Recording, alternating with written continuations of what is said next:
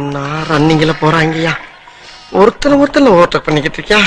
கோபுன்னு ஒருத்தன் எதுவுமே சாப்பிடாம வேர்த்து விறுவிறுத்து போய் உட்கார்ந்துருக்கானுங்கிற சிந்தனை எவனுக்காச்சும் இருக்கா? இதுல ஆரன் வரையாடா கொய்யால இருக்குடா உங்களுக்கு இருக்கு. இவனுங்க சாப்பிட்றத பார்த்தா 5000 ரூபாய்க்கு பில்லு வந்துடும் போல இருக்குது. ஐயோ 15 minutes later.